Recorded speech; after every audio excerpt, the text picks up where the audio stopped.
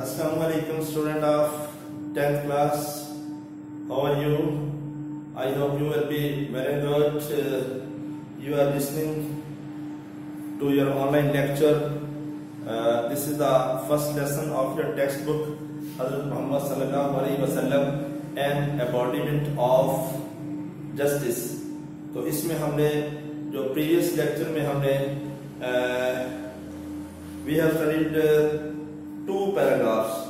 Now we are starting our third paragraph. Please open your books at page 2, and you should also have lead pencils in your hands so that you may be able to write the meanings of the difficult words, points and hints. Please follow me. Paragraph 3. As head of the state of Medina,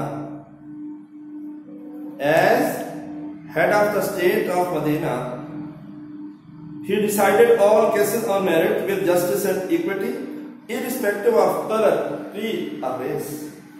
As head of state of Medina, रियासत Medina के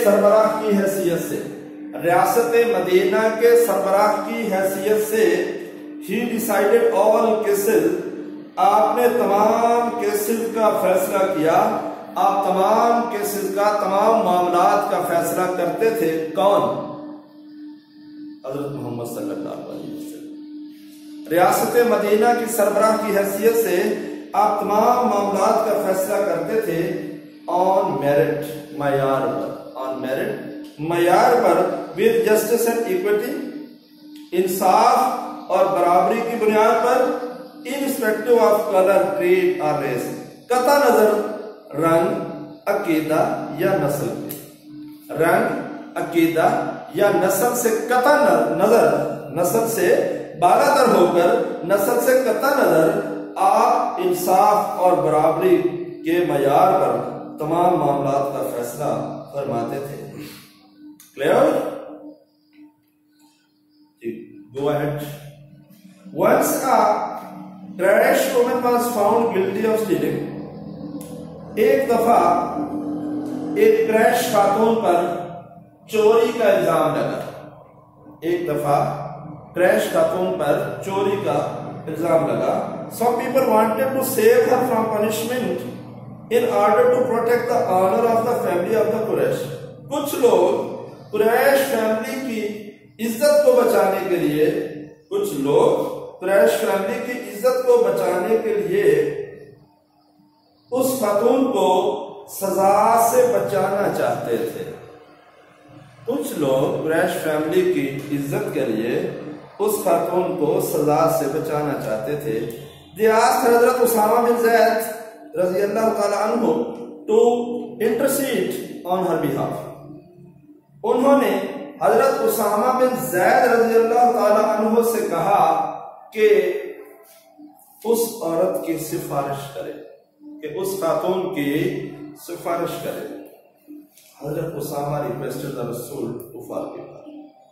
हजरत उसामा रज़ियल्लाहु ताला अन्हु ने रसूल पाक सल्लल्लाहु अलैहि वसल्लम से गुजारिश की टू फॉरगिव हर, कि उस खातून को छोड़ दे, उस खातून को माफ कर दे, उस खातून को माफ कर दें। The Rasul sallallahu alaihi wasallam very furiously said, Bani Israel was ruined because of this. तो रसूल पाक सल्लल्लाहु अलैहि वसल्लम ने very furiously said, बड़े ही गुस्से से कहा। रसूल पाक सल्लल्लाहु अलैहि वसल्लम ने बड़े ही गुस्से से कहा। क्या कहा था? Furiously, गुस्से से, गजब में। बनी Israel was ruined because of this. बनी इसराइल इसी वजह से तबाह हो गया।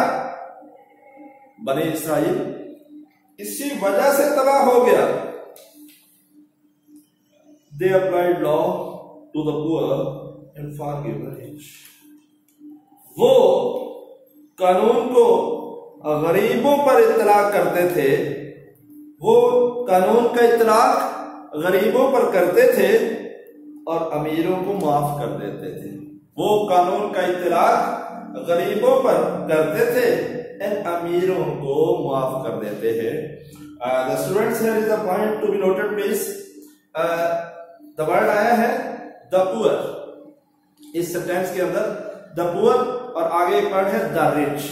देखिए ये हमने ट्रांसलेशन में ये कहा गरीबों को और अमीरों को, हालांकि आपको लगता है कि ये वाहिद है, पुअर वाहिद है, रिच वाहिद है, लेकिन इसकी जमा जो है एस लगा के नहीं बनाते, इसकी जमा दी लगा के, पीछे दी लगा हुआ है ना, दी रिच, तो ये जमा बन जाती है। दी लगने की वजह से ये दोनों जो एडजेक्टिव हैं ये जमा बन गए हैं। दी पुअर गरीबों, दी रिच अमीरों। प्लीज ये इस तरह के पॉइंट नोट कर लेते होते हैं, ये आपके काम आएंगे जी। आगे चले। During the sermon, an Ansari, seeing some men from the tribe of Banu Salba sitting there, stood up and pointed toward them and said, "O Messenger of Allah, their ancestors killed a member of our family." During the sermon, खुतबा के दौरान, खुतबा तकरीर, खुतबा sermon, किसका खुतबा? हजूर पाक सल्लल्लाहु अलैहि वसल्लम का खुतबा।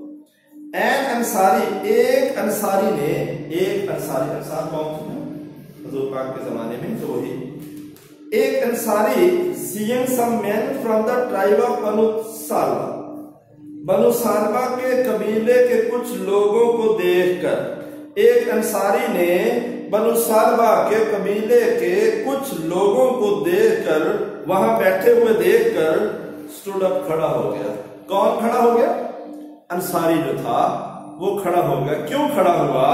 वो जो बनु सालबा के कबीले के लोग, कुछ लोग वहां बैठे थे, हजूर पाक सल्लल्लाहु अलैहि वसल्लम का खुतबा सुन रहे थे, तो उनको देखकर, तो वो जो एक अंसारी था वो खड़ा हो गया।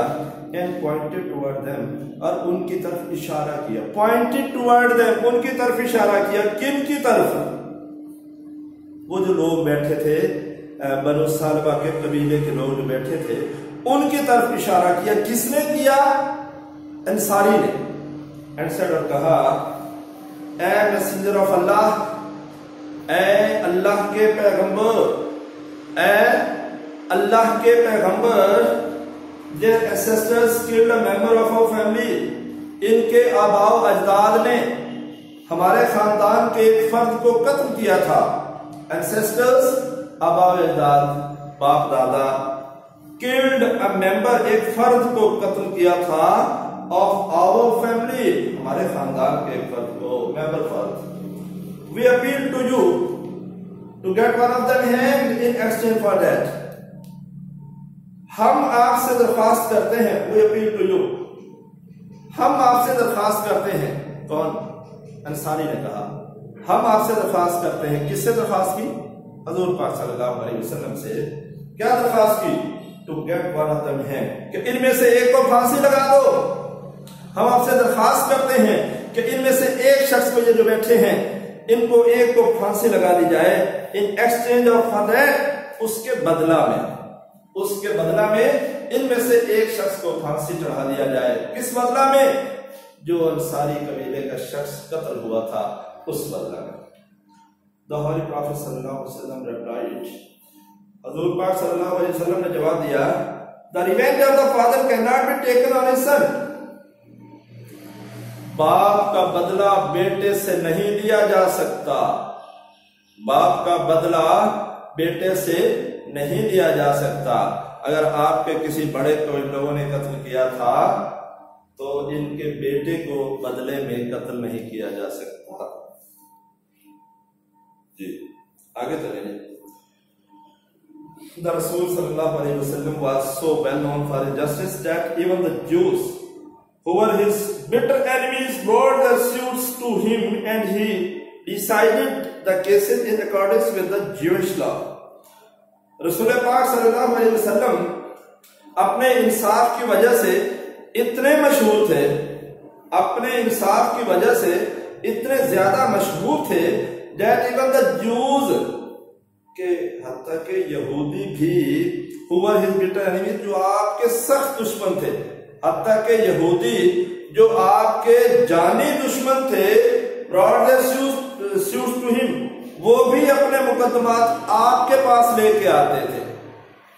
आप अपने इंसाफ की वजह से इतने मशहूर थे कि यहूदी जो कि आपके जानी दुश्मन थे वो भी अपने मुकदमात आपके पास लेके आते थे।